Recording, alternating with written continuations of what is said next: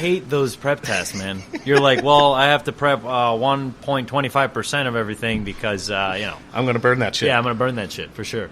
I call it making shit Dave-proof. I'm very clumsy, so I don't put water near my station because I'll fucking knock it over. So it's not like across the room,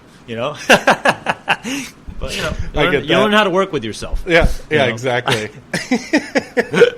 Margin of Dave. Exactly. Instead of margin of error. I like that. There you go. It's the first T-shirt, Margin of Dave. Just like water in a fryer. So, that place, and that's when I met what would become one of my best friends, this guy named Rick Cook. Yeah. And he was a cook that, we would just talk food. And, he was the first, I'm sure you have that cook as well, that, this, what you see as somebody as mentor / coworker who was there you go. And, he's, this guy, and, Rick is still to this day the best line cook I've ever worked with and ever seen. The guy, you could never put too much on him and he would handle it. Yeah. He's, one of those dudes that just seems infallible. And help you. And you're like, how? Exactly. Exactly. And he would do shit it's he didn't like how we cooked, so instead of using just regular saute pans, he brought his own cast irons in. It's just because that is fucking been lost for sure. Yeah. We're the guys who bring their own tape, the guys who bring their own tape roll, all this shit, just bring it with them. Yeah. And that was the most remarkable thing about the 12 days for the French Laundry. Mm-hmm. They brought everything. Did they bring their dishwasher? Plates. They brought dishwashers. They brought front of the house staff. Don't you think that's a little bit of a peacock? They brought an expediter.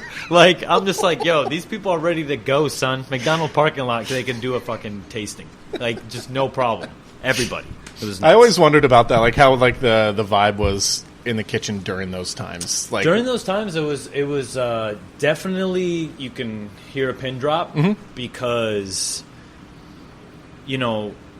the restaurants are both doing their thing and they're highly regarded, so they want to be the best they can because they don't want to fall in front of the other one. They want to be their own things. Exactly. Too, right? So it's everyone's kind of working separately but in the same kitchen, which has its benefits and has its detriments. You can focus now on your food and you don't have to deal with the guest chef's food, but then you don't learn shit about what they do. Right. So, which is the case with you. You showed us everything you were doing. We did it with you, so we learned. You know what I mean? It was well, to us, it just felt like we were just, I don't know. It always, I loved you and Ed's attitude of whatever you guys want, we'll do. I was coming up to you wait, what do you guys want to do? They're like, whatever you think is fine. Yeah, because it's we're coming to this thing, we're just thinking these guys are going to laugh at everything that we're doing because we're just from Providence, so what do we fucking know? That. Well, it's we obviously there was we're called out here for a reason, so we're honored. But at some points when it came to the relief we felt not having to micromanage. Oh yeah. That relief was incredible. We had one of the super younger guys. I'm not sure if he's still with you. He was a big dude. Jan. Was that Jan? Jan Iskandar. He's tall as yes, fuck. Yeah. He was with us, and there was a moment and I'm pretty sure he was bottom level for you guys when he was starting out there. And there was a moment when I was just because I wanted to go completely bonkers with citrus there, which I did. Yeah. And I was I want to taste these dried fruits that just completely destroyed Charlie's preserved fruit section. Yeah. I was I want to try all these fruits with these different citruses, mainly because I've never tried these citruses. Yeah. And I go back and then he taps me on the shoulder and he shows me this thing that's just this matrix of just things lined up, labeled, and it was just at that point it's just that's so great. That's Jan, so great. It's funny. He actually he made it to the hotline. And then he burnt the place down? No, I know. Too soon. I go to Charter Oak, and I remember that I had, because I always loved him, and it's one of those relationships that's hard. For a time, he doesn't fucking like you because you're his boss. After you've been a cook, you turn sous chef, and you go through all those emotions. So, I had to talk with him. I was like, "Look, you're going to be my sous chef at the Charter Oak," and that's what happened. So cool. I left, and he's over there now with my other boy, Tom. Shout out, Jan. And, shout out to Jan. See, people remember you, Jan. They love you. And, that was, a moment where, Ed and I were just, we could just, tell you guys something, and it would get done. You're this doesn't happen. It was just, we don't have to micromanage you. This is fucking great. And so, it was fantastic. And Yeah, and so back to, I guess, Gottlieb's. Like, Gottlieb's was also, like, the first time I'd seen, like, a pastry chef who was regarded. And we would have a cake cart. Yeah. So, like, again, it was a steakhouse, Southern steakhouse on steroids. Yeah. And it was awesome. It was, like, you know, it's like you cook for the Allman Brothers, which is, like, a big deal for me. Yeah. And you just see food that, like, everything was made from scratch. And what was really cool was, like, the place started as a Jewish bakery. Oh. And there was a really good New York Times article that just published, I think, like a month ago, that was dealing with this guy's, how much he missed the rye bread from Gottlieb's Bakery. Okay. And which brought it all back to me, because it was like, you know, I was like, they still did the bakery out of the restaurant for their father's guy named Isser Gottlieb. And, you know, this bakery is over 100 years old, like, has a legacy in Savannah.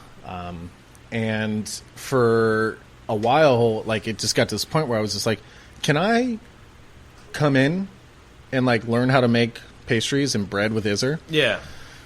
And, like, the brothers, Lawrence and Michael, were just kind of like, yeah, just don't clock in. It's just like, okay. All right, fine. Yeah, whatever. No problem.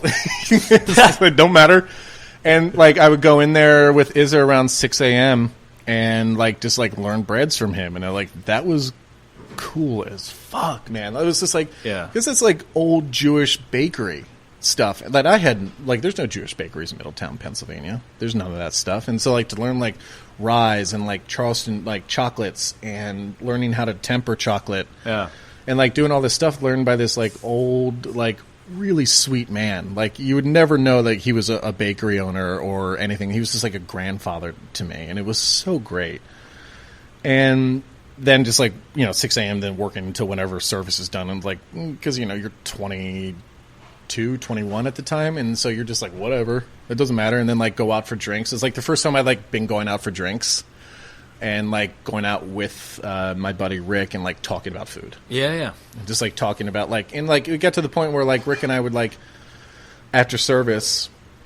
Because eventually what led to their downfall was just, like, after service, they weren't there. And so it would be Rick and I cleaning, but then we'd start cooking. Yeah. And we'd just start cooking whatever shit we had on our stations. And, like, what if we did this? And, like, just he and I cooking it. And, like, the fact that, like, sometimes it would be good was just such a... fucking thrill. Yeah. And because, like, we were using these stocks that are just, like, you know, the Veal 3 was the demi, and it's just, like, the fact that that's, like, 50 gallons of stock reduced to a gallon. Pint. Yeah, exactly. It was just kind of like, I've never had that before. I would not make that again.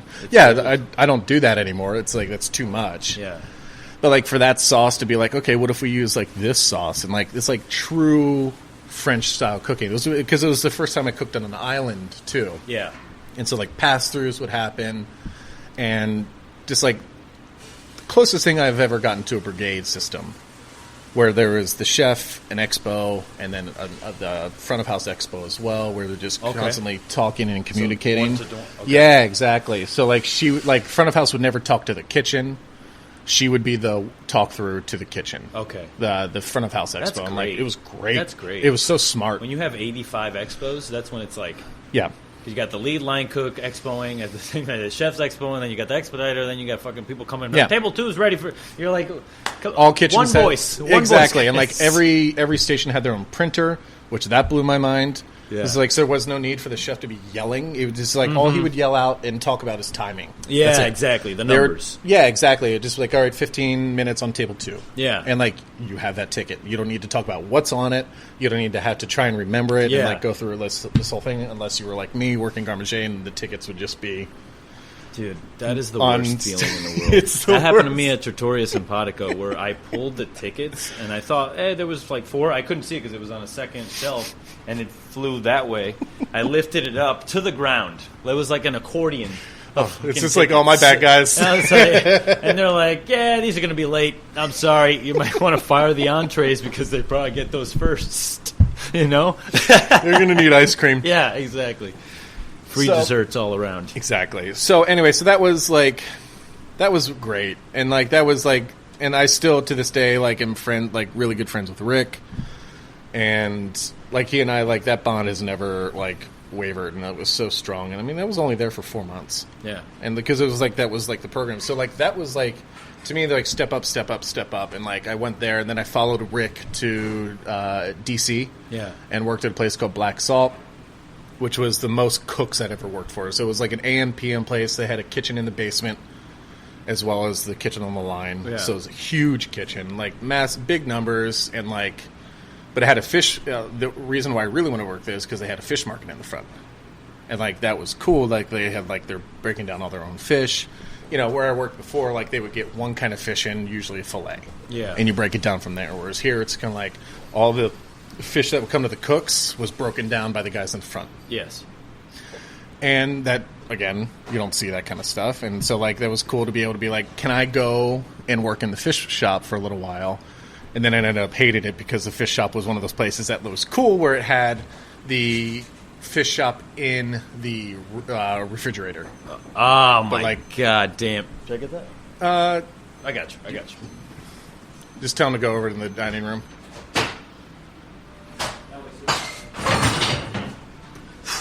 You good? Yeah, I'm good. You good? You want one of those? You want to? So I just answered the door and just almost busted my ass, just so everybody knows what the fuck You're just a little happened. rusty. There's no yeah, right. I've been laying on a couch for too long, guys. All right.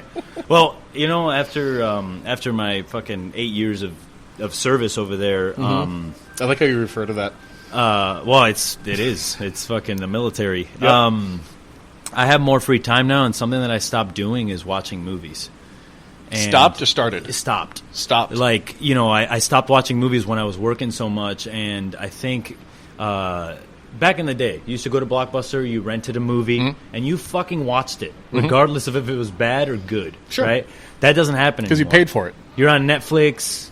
How much time do you spend on the actual menu other than watching movies? Sure. So I think it's definitely something that's got lost on me, so Okay. I'm getting back into it now.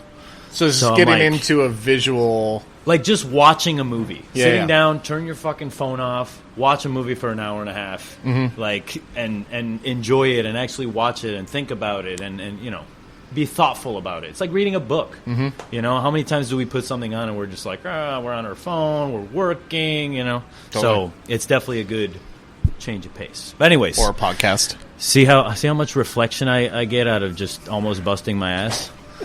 You saw your life flash before your eyes. That's because I took some extracts from Big Black Dog Farms.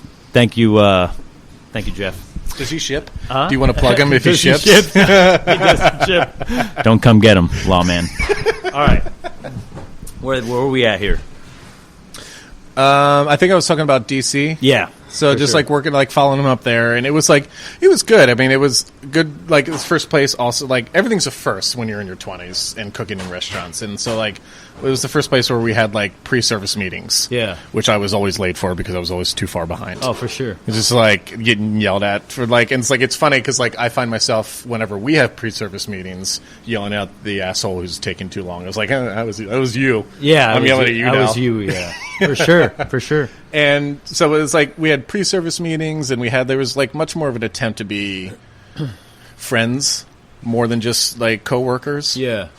Which is also where you can see how bad that can be. Yeah, for sure. Where you can see where that line needs to be drawn. The line definitely does need to be drawn. And For you sure. learn that. I think that's a kind of a stepping stone into your growth as a manager, where you're like, I'm not going to go to the bar with you guys tonight. You know, like I'm gonna get fucked up, but I'm gonna do that shit by myself. I'd rather hear about what's going on outside of your life than see it. Yeah, than for be sure. a part of it necessarily. I don't want to bring my judgment out, and you know, I don't try to judge, and I'm not a judgmental person. But let's be honest, it trickles through your mind at Sure. least once. Sure. What the judgment would be, you know. So yeah, DC was good, and that was like fun cooking in a major city. yeah, Because like DC was just like fledgling at the time when it was sure. like fine dining restaurants. Like Comey is a restaurant that I remember eating at. KOMI.